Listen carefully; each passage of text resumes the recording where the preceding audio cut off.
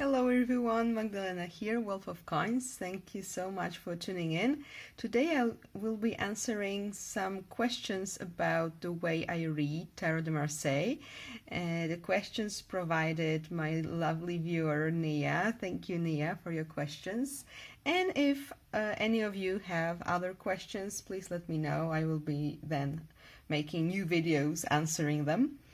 So, first question was, how do you read colors in Tarot de Marseille? So, some people would, if they get a card, they will tell you that this color means this dark blue means this, pale blue means this, yellow means this, and red and flesh color. Everything might be covered, really. And I've seen books also in Polish. Explaining what the colors symbolize, and yes, you can use it, but I find myself not really depending on that. I think if it suits you, it's a great tool to have if it helps you in your reading. However, I think that when I read, I search for things on the cards that the cards have in common, and then find like the common thread, and whatever leads me there is good. So because I will talk more about it later, but because I do not interpret card like each card separately, I don't focus on all of the details. I just find the details that are important to this reading and go with them, and I disregard the rest, to be honest. So it's also something that Enrique Enriquez taught me, like you don't need to, you have this like a toolkit that you can interpret this part of the card and that one, but if you focus on everything, everything will get muddy, okay? So to get a clearer message, I just look for things that are in common on the cards. But if I see something like some changes in the cards, like, I don't know, there is a lot of blue, for example, and then I get into a card that has a lot of red, and then blue down here, and it seems significant, then I pay attention to it. Okay, so in this case, I would probably think about red and yellow as more active colors, especially red, of course, and blue and black as more like chill out, passive colors. Other than that, if the color reminds me of something from the real life, right? If I see the examples are hard because it's just something you see, like it reminds you of something from real life at that moment, right? But I don't know. This looks like lips to me, okay? It's red lips. If it has any significance to the reading, I might go with it, okay? And the most important thing for me is the patterns. So sometimes in Tarot de Marseille, especially I would say in decks, oh, by the way, yeah, this deck on the right is Tarot de Marsella Robledo, the beautiful restoration by Pablo Robledo, and this is Jean Dodal, restored by Flornoy. So yeah, where was I?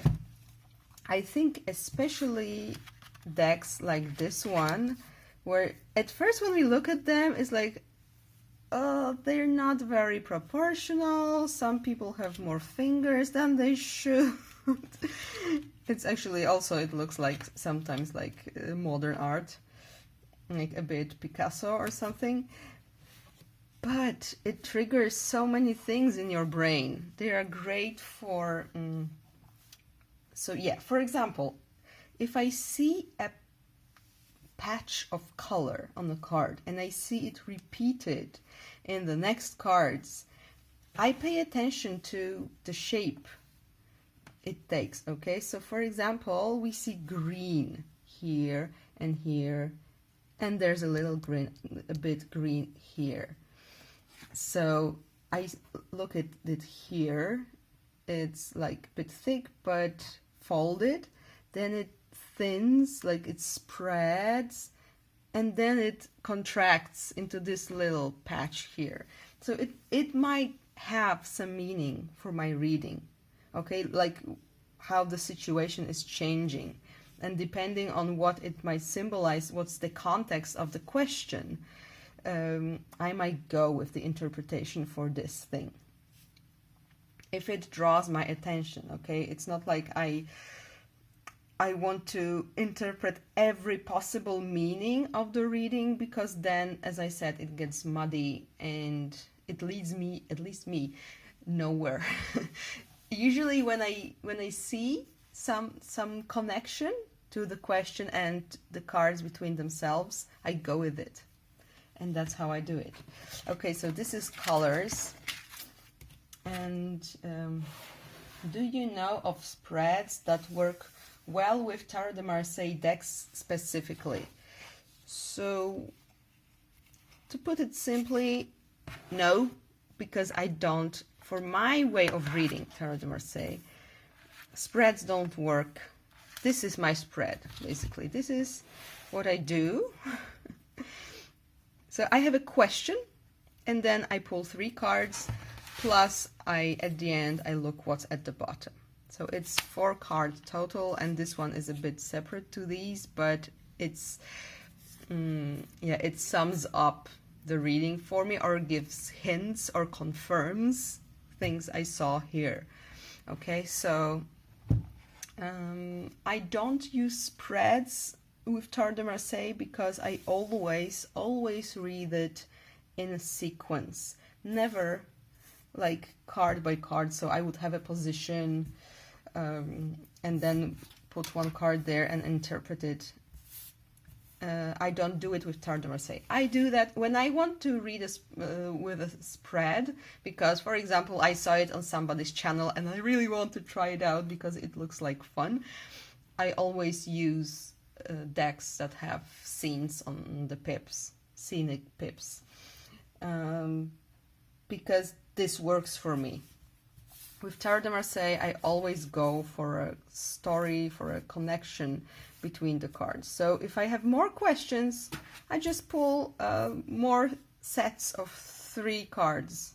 Okay, if I have 2 questions, this will be, or for example, comparing. Sometimes I do it this way. I pull 3 cards for one option, 3 cards for a second option, and then I look at the bottom, for example, and see which option is more connected to the card at the bottom, like something like this. So I would get a hint which option is better. Well, this is one hint, and the other being what I see in the cards, of course.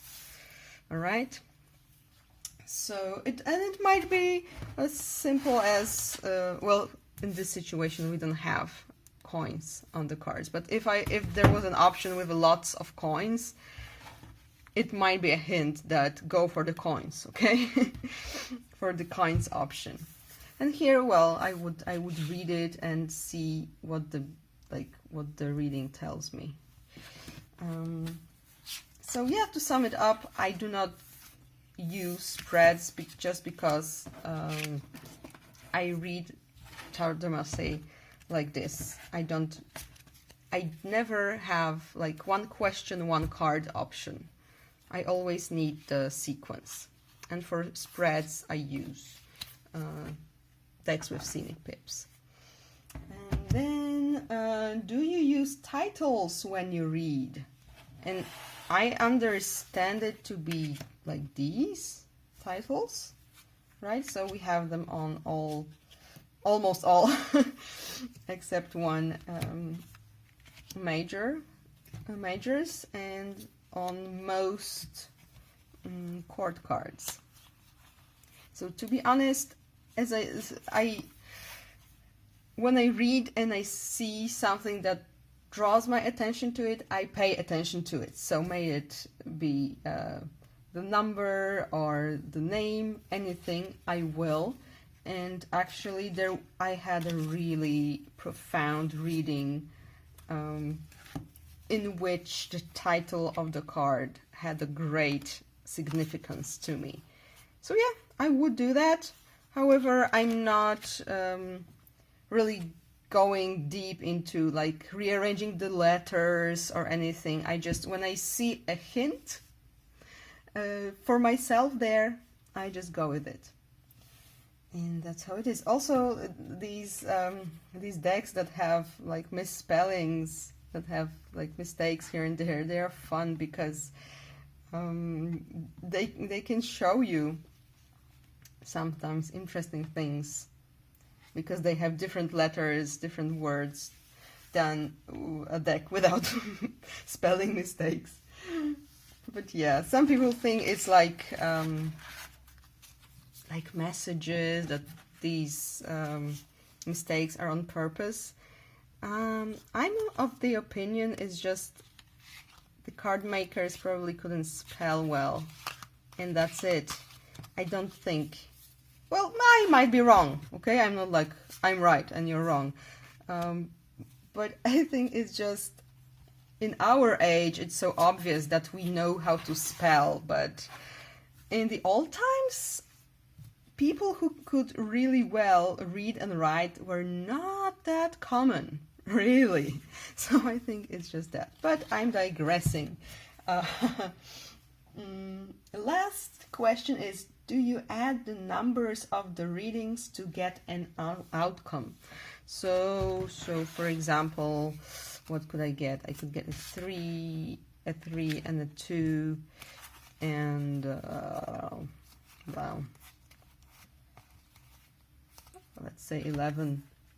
So I would add them. Some people do that, and I think I first read it in Hayo Bansaf's books. He used that method. So, okay, now I'm counting on camera, and that's stressful. So we have a 5 here. Okay, 16. So the outcome would be Le Maison Dieu. So the commonly known tower. And of course now I cannot find it. Oh, come on. Oh, here it is. So yeah, let's say we have this. I think in case of court cards, you count them as 0, or you could have different aces are 1. You could have different systems, but anyway, you get this is your reading, and then you do the sum up of the readings, and this is your another hint for the reading. I used to do that a bit, but I didn't adopt it into my practice. What I do, instead of summing up the cards, I just, as I said, I look at the bottom, and that's my hint there. But you can do that if it works for you, of course.